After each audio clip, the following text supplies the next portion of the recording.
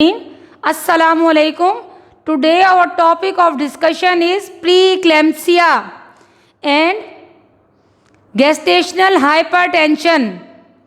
What is preeclampsia?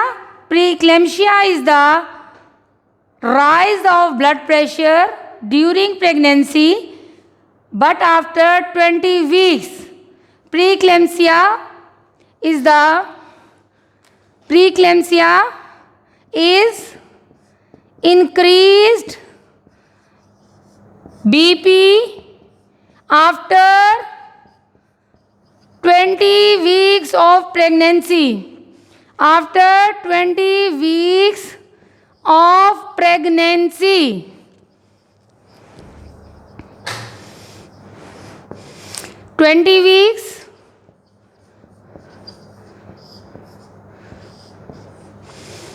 If the patient is suffering from hypertension before 20 weeks, then she is said to have chronic hypertension.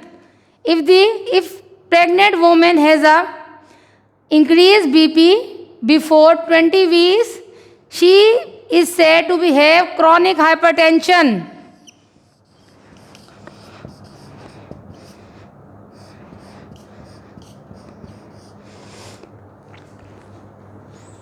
After 20 weeks, increased blood pressure during pregnancy is said to be preeclampsia.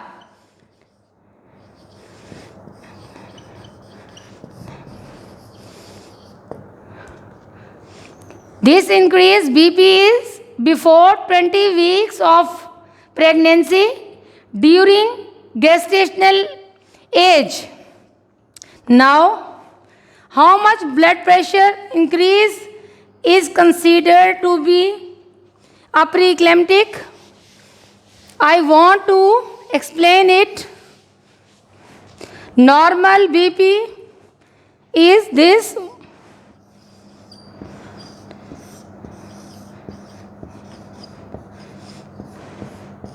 120 by 80 mmHg. mmHg is the unit. 120 is said to be systolic blood pressure. 80 is said to be diastolic blood pressure.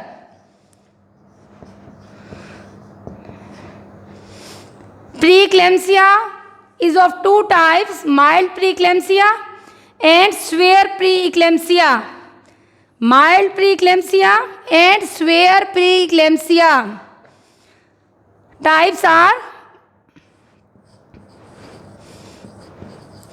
mild and severe preeclampsia. Mild preeclampsia and severe preeclampsia. Now we will consider the difference between mild and severe preeclampsia. Preeclampsia is a triad of three features: hypertension, proteinuria, and edema. Preeclampsia is a triad of three features. Preeclampsia is a triad of three features.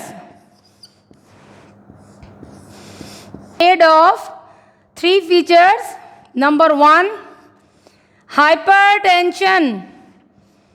Number 2, proteinuria. Number 3, edema. Now we will discuss when and how much range of these three features will be present in case of mild and severe preeclampsia. I am going to draw a table in which we will consider the difference of the two. Clear? This is mild preeclampsia and severe.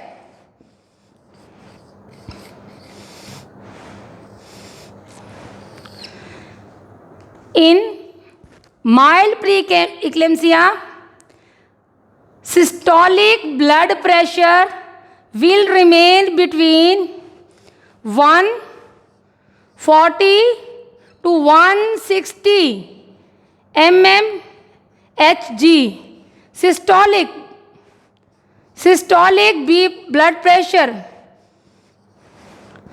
Systolic blood pressure in mild preeclampsia will remain between 140 to 160 mmHg. But in severe preeclampsia, systolic blood pressure will increase more than 160 mmHg. When systolic blood pressure exceeds 160 mmHg systolic, it is said to be a condition of severe preeclampsia. Now come towards the diastolic blood pressure. In mild preeclampsia, diastolic blood pressure will raise 90 mmHg. Blood pressure will raise diastolic 90 mmHg. If the diastolic blood pressure is more than 90 or more than 110, if the diastolic blood pressure is more than 110 mmHg, it will be labeled as severe preeclampsia. In mild preeclampsia, diastolic blood pressure raises from 90 to 110.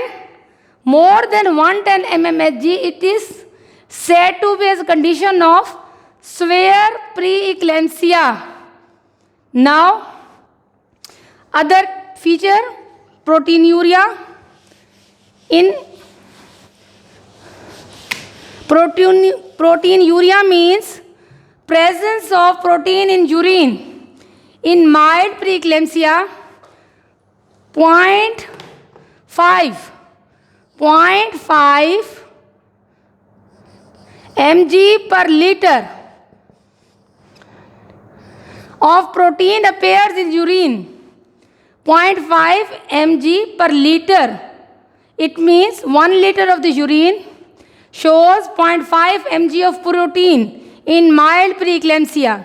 In case of severe preeclampsia, 1 milligram per liter of protein appears in urine.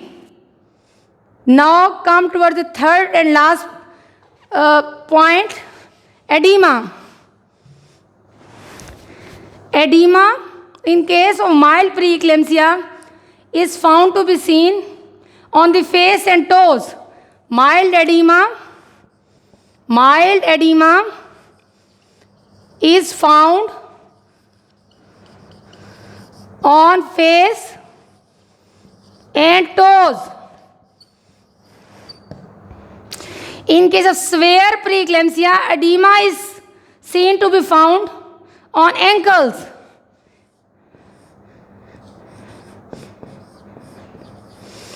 Mild preeclampsia, edema is found, mild edema on face and toes, but in severe preeclampsia, edema is found on the ankles. Now, I will discuss the predisposing factors of preeclampsia. Predisposing factors.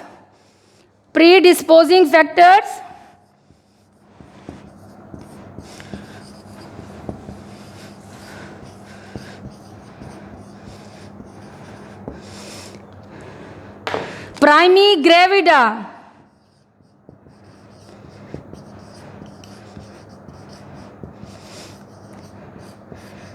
Risk of preeclampsia is 15 times more in primi gravida than multigravida. Risk is 15 times more in primi than multigravida.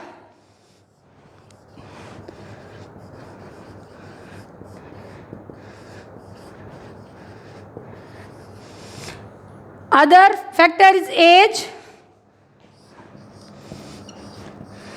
Preeclampsia occurs more in young females than older females, especially between age of 20 to 25.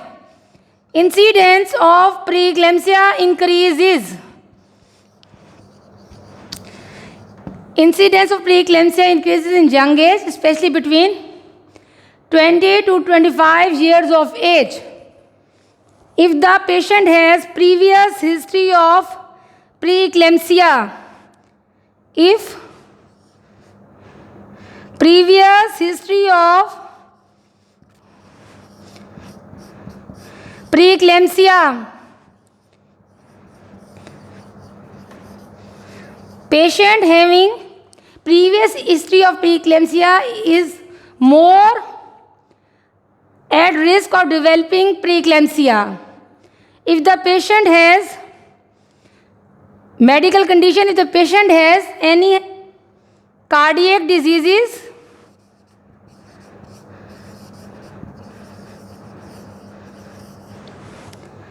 if the patient has history of any cardiac diseases, history of chronic hypertension or renal diseases,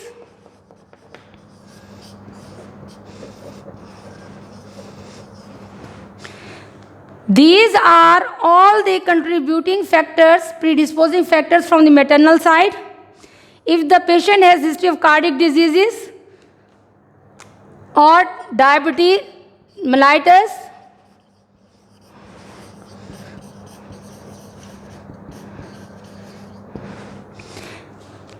chronic hypertension or renal diseases, such type of female has more incidence of developing preeclampsia. These are all the predisposing factors from maternal side. Maternal causes. Now come towards the fetal causes.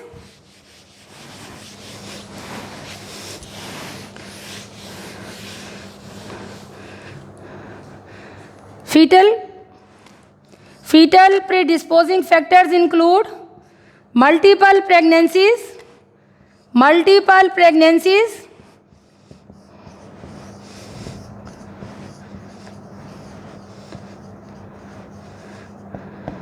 hydrophytalis,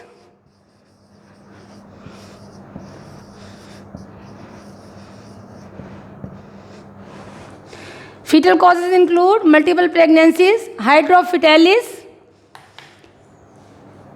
In the next lesson, we shall discuss the clinical features, clinical presentation, complication and management of the preeclampsia. If you like this lesson, then like, share and subscribe my channel. Thank you. Allah.